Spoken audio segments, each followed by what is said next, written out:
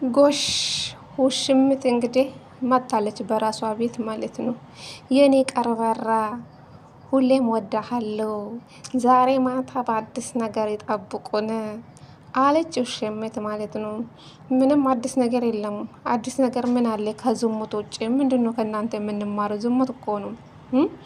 የሰውን ባል አላይታችሁ ከሌላ ሴት አገናኝታችሁ ሚስትክን ፍታ፣ እሷን አግባት። እሷ ለአንተ ጥሩ ሴት ናት፣ መልካም ሴት ናት፣ በጣም ነው የምትወዳ፣ በጣም ለአንተ ክብር አላት፣ ለአንተ ክብር የሚሰጣው ቦታ ነው መሆን ያለበ በማለት እንግዲህ ሁለቱ ቡችሎች እንግዲህ እነሱ ናቸው መቼም ያጋባችሁ በሉ። ገባችሁ? አሁን ይሄ ፎቶ ያሰራ የውሽምት ደጋፊ ነን ተብዩ እነሱ ናቸው። ይሄ ፎቶ አሰርቶ በሁለቱ ቡችሎች የሰጡ ማለት ነው። ሁለቱ ቡችሎች ምንድን ያደረጉ? ሁለቱን ሰርፕራይዝ አደረጉ። ሌላ ምንም አዲስ ነገር የለም። ከነሱ ምንም የምንማር ነገር የለም። እውነት ለመናገር ማለት ነው። ምን ነው የምትደግፉ? እስኪ ንገሩ። ፈጣሪ ሆይ ትዕግስቱን ስጠን። እኔ ምንም አልናደድም። ሩታ ብቻ ደህና ትሆን፣ ፈጣሪ ልጇን ያሳድግላት። እሱ እንደፈለገ መሆን ይችላል። ሩታ እንደዚህ እኝክ አድርጋ ጥላ እኝክ አድርጋ የጣለችው ሰው ነው ያነሳችው። ምንም ሩታ አትፈልግም። ይሄ ደግሞ ሲጀመር ለትዳርም አይሆንም።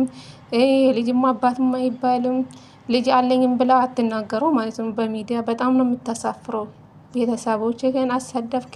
በቃ ቡታየራን እኮ የዝሙት ሰፈር ነው ያደረጋችሁ፣ የዝሙት አገር ነው ያደረጋችሁ። በእናንተ ምክንያት ቡታየራ በቃ አሰደባችሁ። እውነት ለመናገር በተለይ አቤልና ብሩኬ የምትባሉ እናንተ ማላይበት ቦታ አላቅም። በጣም ነው የሚያስጠሉ። እግዚአብሔርን ምን ሆኖ የምትደግፉ? ምን ሆኖ የምትደግፉ? እስኪ እነዚህ ባለጎች ማለት ነው። ፈጣሪ ወይ ትዕግስቱን ስጠን። ምን አይነት ጊዜ ደረስኔ? እውነት እናንተ አሁን ሰው ናችሁ? ምን ሆኖ የምትደግፉ? እነዚህም ማለት ነው ምን ሆነ የምትደግፉ? እቺ ውሽምት ማለት ነው የሰውን ባህል ቀምታ የራሷን የምታደርግ። አንቺ ግን ነገ በአንቺ ማየት ይናፍቀኛል። ብቻ የራስሽን ብታደርጊ የነገ የአንቺ ጣፋንታ ማየት እፈልጋለሁ። ፈጣሪ ብቻ ለሁላችንም ጤና ይስጠን። ግን በጣም ነው የምታስጠሉ። የራሳቸው ህይወት የላቸውም። ሁለቱ ቡችሎች ብሩኬና አቤላ የሚባሉ ሰዎች የራሳቸው ህይወት የላቸውም።